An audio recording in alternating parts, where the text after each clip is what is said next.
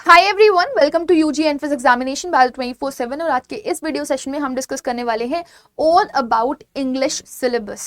सो जितने भी बच्चे आपके 2024-2025 सेशन में एंटर कर चुके हैं उनको काफ़ी ज़्यादा कन्फ्यूजन ये होगा कि सिलेबस वो कहाँ से डाउनलोड करें अपना क्लास 12 का इंग्लिश का, और उन्हें क्या पढ़ना है, राइट, कौन सा सेक्शन कितने मार्क्स का आने वाला है, कौन कौन से चैप्टर्स उनके एग्जाम्स में आने वाले हैं। सो इन सब चीज़ों के ऊपर हम चर्चा करने वाले हैं आज की इस वीडियो में। सो इस वीडियो को कंप्लीट जरूर देखिएगा, बिकॉज यहीं से ही आप हर एक चीज की स्टार्टिंग करते हैं और यहीं से ही आप अपने इंग्लिश की स्टार्टिंग भी करने वाले हैं। Because if you don't know the syllabus और लास्ट में जाओगे आप सिलेबस पढ़ने के लिए, सिलेबस कवर करने के लिए, तो काफी ज्यादा कंफ्यूजन होता है, क्योंकि आपको लगता है अच्छा ये भी आ रहा है, ये भी आ रहा है, ये भी आ रहा है। और जैसे जैसे आप कॉम्पिटिशन वर्ल्ड में एंटर कर रहे हो तो कहीं ना कहीं सीबीएसई भी आपके दिमाग को इस तरह से डेवलप करने की कोशिश कर रहा है कि आप भी थोड़ा सा कॉम्पिटेंसी बेस्ड क्वेश्चन से यूज टू हो जाओ और आप उसको बेहतर से बेहतर तरीके से करो। तो आप पिछले कुछ सालों का अगर कंपैरिजन करोगे और अभी रिसेंट के कुछ सालों का कंपैरिजन करोगे तो आपको ये आइडिया लग जाएगा कि बहुत सारे चेंजेस देखने के लिए मिले हैं। क्वेश्चंस की जो तरीके हैं वो बदल दिए गए हैं। ऑल्दो सिलेबस वही है, सब कुछ कन्फाइंड है, लेकिन तरीका इज डिफरेंट, है ना। जैसे डायरी एंट्री बेस्ड क्वेश्चंस पूछ लिए जाते हैं, है ना, आपसे क्रिएटिव राइटिंग करवाई जा रही है। सो ये सारी चीजें थोड़ी सी आपको समझनी पड़ेंगी बेटा, कि अब आप उस वर्ल्ड में नहीं रह रहे हो जहां पर एक मोनोटोनस चीजें चलती रहती थी, सिलेबस था, क्वेश्चन रटवा दिए जाते थे, आप आंसर्स कर लेते थे। वैसा कुछ भी नहीं है। अब आप एक ऐसे वर्ल्ड में हो जहां पर आपकी खुद की थिंकिंग स्किल स्ट्रांग होना बहुत ज्यादा जरूरी है। जब तक आप खुद से लिखना नहीं जानते हो, खुद से क्रिएटिविटी करना नहीं जानते हो, तब तक आप अपने आंसर्स को अच्छे से नहीं कर सकते और आप अच्छा स्कोर नहीं कर सकते। सो फिलहाल ये video is totally based on कि सिलेबस क्या रहने वाला है और कैसे आपको उसको अप्रोच करना है। So let's start with this. और सबसे पहले हम स्टार्ट ही यहीं से करते हैं कि आप सिलेबस अगर डाउनलोड करना चाहते हो तो आप कहाँ से कर सकते हो। सो देखो, एक साइट है cbsc.nic.in। आपको वहां पर बोलते हैं ना, इट्स अ काइंड ऑफ पिनेशिया, रामबाण, ये हर चीज का सॉल्यूशन है आपका, जितने भी बच्चे सीबीएसई से पढ़ाई कर रहे हैं, ठीक है ना। तो cbsc.nic.in पर आप जैसे ही जाएंगे वैसे ही आपको यहाँ पर एक प्रीफेस ओपन होता हुआ दिखाई देगा, और प्रीफेस में आप जाएंगे तो you have to go for academic website. जब आप एकेडमिक वेबसाइट के लिए जाएंगे so you have to go for curriculum, और करिकुलम में you have to go for the session 2024 and 2025। आपको यहाँ पे दिख भी रहा होगा करिकुलम में, जैसे ही मैंने टिक किया मेरे को 2024-2025 के लिए जाना ना। अब क्योंकि आप अगर 10th के हैं तो आप 9th के लिए जा सकते हैं, अगर आप 12th की प्रिपरेशन कर रहे हैं तो आपको ये 11th 12th वाले करिकुलम पे जाना है। और क्योंकि आप लैंग्वेज की बात कर रहे हो, यहाँ पे इंग्लिश के लिए जा रहे हो, तो ऑब्वियसली वो लैंग्वेज में आपको मिलेगा। सो आप लैंग्वेज के लिए जा सकते हो। अब यहाँ पर कोर और इलेक्टिव दोनों मेंशन है। मैक्सिमम बच्चे जो है उनकी यहाँ कोर चलती है तो they go for this English core, and some of the people go for English elective. So जिस भी के लिए आप जा रहे हो आप उसको ओपन करोगे। अब मैक्सिमम बच्चे अगर कोर के लिए जा रहे हैं सो सी आपको कोर के लिए एंटर करना है। लेकिन जब आप स्टार्टिंग में जाओगे तो स्टार्टिंग में यहाँ पे सबसे पहले आपको ना, जब जैसे ही आप एंटर करोगे आपको 11th का सिलेबस दिखाई देगा। यू कैन सी स्टार्टिंग में यू विल सी 11th का सिलेबस है, बट जब आप नीचे स्क्रॉल करेंगे तो आपको यहां से 12th का सिलेबस मिल जाएगा। तो 12th का सिलेबस वही आपके 3 सेक्शन में डिवाइड है। आप देखोगे पहला सेक्शन आपको रीडिंग का मिल जाएगा, सेकंड सेक्शन आपको राइटिंग का मिल जाएगा, और थर्ड सेक्शन आपको लिटरेचर का मिल जाएगा, राइट। अब अगर आप पहला सेक्शन देखेंगे तो first section is of 22 marks, जिसमें आपके 2 आरसीज, जो आप बोल सकते हो अनसीन पैसेजेस भी 2 आने वाले हैं। एक 12 मार्क का होगा और एक 10 मार्क का होगा। This can go vice versa, पहले 10 मार्क का दिया जा सकता है, दूसरा 12 मार्क का, और पहला 12 मार्क का, दूसरा 10 मार्क्स का, ऐसे आपका आ सकता है, राइट। आप देखेंगे तो एक पैसेज टोटली बेस्ड होता है comprehension, interpretation, analysis and influence के ऊपर बेस्ड। इसमें आपको विकैबुलरी भी पूछ ली जाती है कभी कभी, क्योंकि obviously they are preparing you कि आप थोड़ा सा कॉम्पिटेंट लेवल पर जाकर के चीजों को प्रिपेयर करो। It is gonna be factual और डिस्क्रिप्टिव और लिटरेरी, ठीक है ना। सेकंड पैराग्राफ आपका केस बेस्ड होता है, मोर ओवर फैक्चुअल होता है with verbal and visual inputs. तो डेटा चार्ट्स वगैरह आपको दिए जा सकते हैं, ठीक है ना। ना note is mentioned over here, the combined word limit for both the passages will be 700 to 750।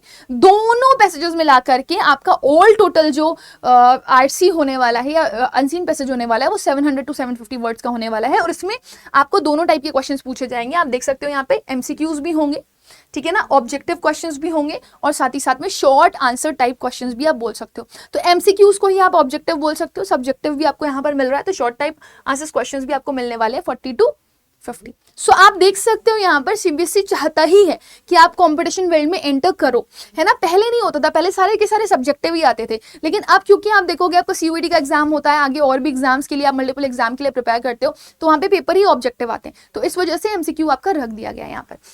Next अगर आप राइटिंग सेक्शन में जाएंगे तो राइटिंग सेक्शन आपका 18 मार्क्स का है, जिसमें आपकी नोटिस शॉर्ट सॉर्टेड ये तो आने ही वाली है, 50 वर्ड का नोटिस आपके एग्जाम में आता है 4 नंबर का, जिसमें फॉर्मेट के 1 मार्क्स, कंटेंट के 2 मार्क्स और एक्यूरेसी और स्पेलिंग एरर के आपके 1 मार्क्स दिए जाते हैं। देन आपका सेकंड चीज जो आता है that is also very very important, ठीक है ना। फॉर्मल और इनफॉर्मल इन्विटेशन आता है, उसके रिप्लाई आते हैं, that is also up to 50 word, तो उसका भी आपका चॉइस होता है कि आप करो, लेकिन आता ही आता है, ये याद रखिएगा। 4 मार्क्स का रहता है, फॉर्मेट 1 कंटेंट 2 और accuracy of spelling and grammar आपका 1 मार्क रहता है। फिर आपके लेटर पूछे जा सकते हैं। So letter based on verbal और visual input to be answered in approximately 120 to 125 words आता है। Letter type includes application for job with biodata और रिज्यूमे, या फिर लेटर टू एडिटर आपके पास एग्जाम में दिया जाता है, राइट। सो ये 5 मार्क्स का रहता है, जिसमें फॉर्मेट 1 मार्क का होता है, ऑर्गेनाइजेशन ऑफ आइडियाज 1 मार्क के होते हैं, कंटेंट 2 नंबर का होता है, और एक्यूरेसी के आपके यहाँ पर अगेन 1 मार्क होते हैं। देन आर्टिकल और रिपोर्ट राइटिंग में आपका चॉइस आता है, जैसे एप्लीकेशन फॉर जॉब और लेटर राइटिंग में, एडिटर की लेटर राइटिंग में आपका चॉइस आता है, वैसे ही आपको यहाँ पर चॉइस मिलती है आर्टिकल और रिपोर्ट राइटिंग में भी, राइट। तो ये भी आपके 5 नंबर की होती है। लॉन्ग राइटिंग टास्क आप बोल सकते हो, है आपका 120 to 150 वर्ड्स में पूछा जाएगा। फॉर्मेट 1 नंबर का होता है, ऑर्गेनाइजेशन ऑफ आइडियाज 1 नंबर के होते हैं, कंटेंट 2 नंबर का होता है, एक्यूरेसी, या फिर आप बोल सकते हो एक्यूरेसी के साथ साथ आपका स्पेलिंग एरर्स में चाहे चले जाओ, ग्रामर में चले जाओ, तो उसका भी 1 मार्क आपको यहाँ पर मिलता है। Then go for literature. Obviously literature सबसे ज्यादा मार्क्स की होती है, और बच्चा लिटरेचर ही सबसे लास्ट में पढ़ता है ना।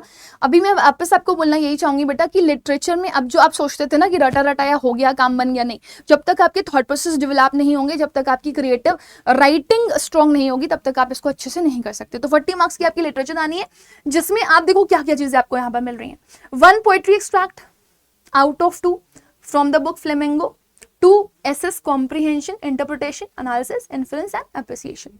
तो 6 into 1 का रेशियो है, 6 मार्क्स का आपका यहाँ से आने वाला है। एक्सट्रैक्ट, पोएट्री एक्सट्रैक्ट 2 आएंगे, ऑप्शन होगी, चॉइस होगी, आपको एक करना होगा। 1 प्रोज एक्सट्रैक्ट आएगा, 2 आएंगे, उनमें से आपको एक ही चूज करना होगा, उससे 4 मार्क्स का आपका यहाँ पर पूछा जाएगा। देन आपका एक और प्रोज एक्सट्रैक्ट आएगा फ्लेमिंगो से, एक विस्टास से देंगे, एक आपका किससे देंगे, फ्लेमिंगो से, राइट। एक्सट्रैक्ट 2 आएंगे, चॉइस आपको एक करनी है, मार्क्स आपका कितना होने वाला है 6। तो आप देख सकते हो 6 4 10 और आपका 16, ऑल टोटल 16 आपके एक्सट्रैक्ट बेस्ड ही क्वेश्चंस हैं। देखो ना 16 मार्क्स का टोटल एक्सट्रैक्ट बेस्ड क्वेश्चन है। तो यहाँ पर एक्सट्रैक्ट बेस्ड क्वेश्चंस अगर आप डेवलप कर लेते हैं, अपनी इसकी थोड़ी सी थॉट प्रोसेस डेवलप कर लेते हैं, आप ये मत सोचिए बहुत इजी आते हैं, थोड़ा सा ही कॉम्प्लिकेट करके आपको देते हैं, और ये आपसे पूछते भी इसी तरीके से हैं कि आप थोड़ा सा अपना थॉट प्रोसेस स्ट्रॉन्ग कर पाओ, क्योंकि आपको लगेगा सिंगल अगर आपको आंसर्स रटे रटाए आ जाएं तो आप कर लोगे, नहीं, वैसा नहीं होता है। आपकी थोड़ी सी क्रिएटिव स्किल स्ट्रॉन्ग होनी चाहिए, तब जाकर के आप इन क्वेश्चन को कर पाओगे। देन आप देखो शॉर्ट आंसर्स टाइप क्वेश्चंस में आपको प्रोज और पोएट्री जो फ्लेमिंगो बुक से है वो आपको यहाँ पर मिलता है 40 से 50 वर्ड का, तो ये आपके 10 मार्क्स का आएगा। देन अगर आप शॉर्ट आंसर्स टाइप में जाओगे विस्टास के, तो ये 4 नंबर का आपके एग्जाम्स में आने वाला है। और लॉन्ग आंसर्स टाइप ये बहुत इंपॉर्टेंट है, ये देख लिया, आपसे पूछ रहे हैं question can be based on incident, theme, passages, extract, है ना, event as reference point to assess extrapolation beyond and across text.